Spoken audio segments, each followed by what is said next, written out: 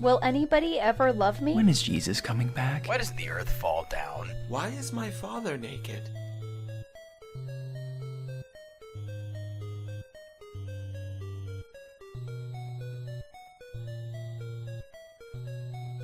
Everybody is really interested in hearing more about how this downloadable one-time code used game thing is going to work. I honestly don't think they could sway my opinion on that. I like maintaining control of my physical games, but maybe, who knows, maybe they can announce something really cool in terms of selling and buying, like an eBay style thing, users set the price, I don't know.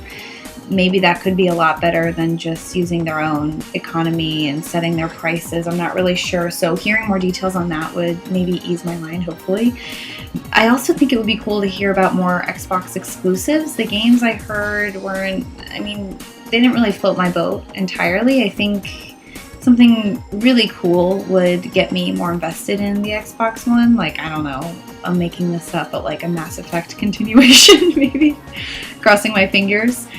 I also think it's kind of strange that their system is, it seems more and more closed. Like you can't, the Xbox One won't function without the Kinect, the 500 gig hard drive can't be replaced or fixed or whatever, and I feel like it's always online, and I don't know, there's like all these different things that make it feel like I don't own my own system anymore, or there's lots of things I could break and I couldn't fix or have to pay a lot of money to fix. So maybe hearing more about how the system itself is going to work and how much freedom we have with that would be cool. So that's how they could ease my mind, but it's going to be a tall order, I think. Games.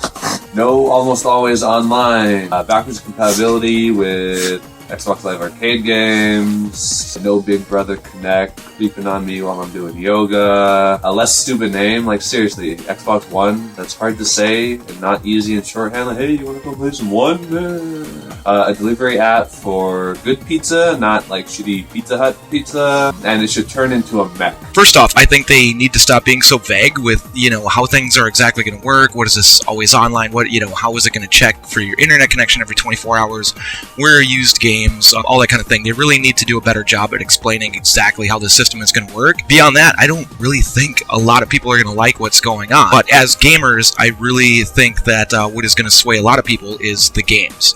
It's as simple as that. Pretty cliche answer, but I really do think that this E3, they're going to have to back up those 15 exclusives and the content that is going to be on this system, because most gamers are pretty much in the same boat as myself, either don't give a shit about what is in the system or don't like it at all and think it's atrocious. So it's really going to come down to the games. Simple as that. Gamers want games. They don't really care about a big social networking TV system.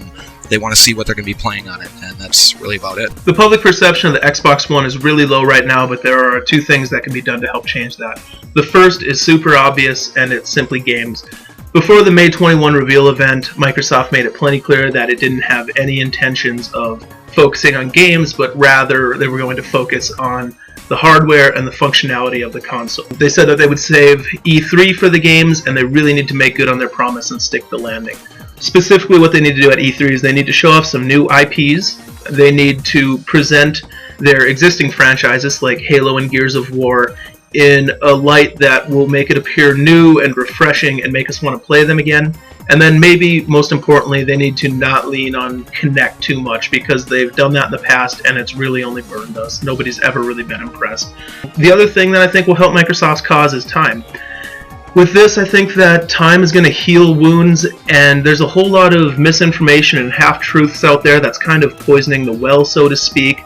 Once we get closer to launch, a few months down the road, the picture is going to become more clear as to what their plans for this machine are, and I think once that happens, it'll kind of force everyone's memory of the May 21st reveal out, and the new stuff's going to take over, and I honestly think that everything's going to just not be as bad. Well, what they're really going to have to do is just introduce some games. I think that the average game consumer doesn't really have that much concern for a lot of the issues that have been raised as a result of their announcement, some of the statements that they've said, and their sort of vagueness on certain points. There's just a lot of questions and not a whole lot of satisfactory explanation. But I don't think that the majority of the game buying public is that informed or interested in the issues surrounding the console.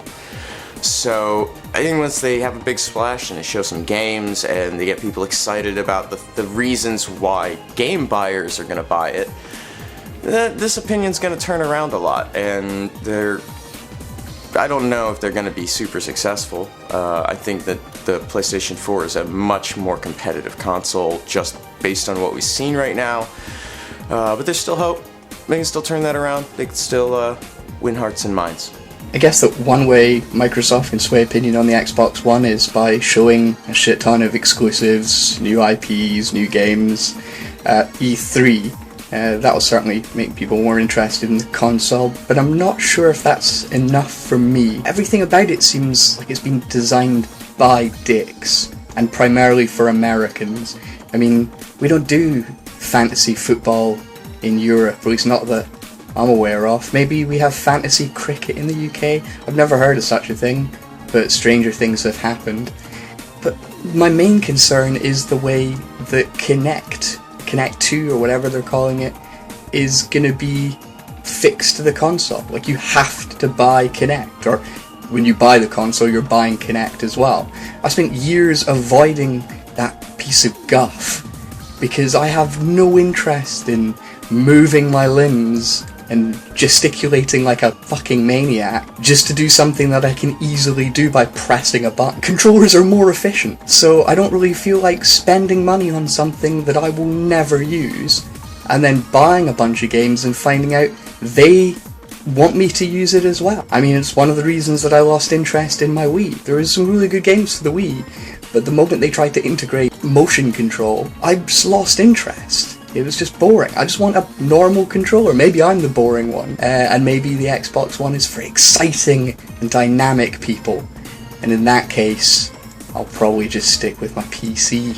Now, it's a little sad to admit this, but there are so many concerns with the Xbox One that I can't really address them all in depth. But generally speaking, I think Microsoft can attempt to sway opinion by just keeping its damned mouth shut. Or, if nothing else, making sure that its representatives aren't telling the press statements that contradict one another. I mean, really, you'd think that wouldn't be that hard to accomplish, but we've seen a full week of that happening time and time again. Some of the bizarre quotes about no backwards compatibility, the stuff about regular internet check-ins, and whatever the hell is happening with used games, we don't really know for sure. No one can be blamed for assuming the worst for this console. No one. Microsoft has given us every reason to do exactly that by not coming out and clarifying. I realize that E3 is where games are going to take center stage. That's how it works. So we'll see what the software lineup can do to bring early adopters back in. But I don't know. For some gamers, it will be enough. I'm sure there will be, 15 exclusives in the first year. Some of those are bound to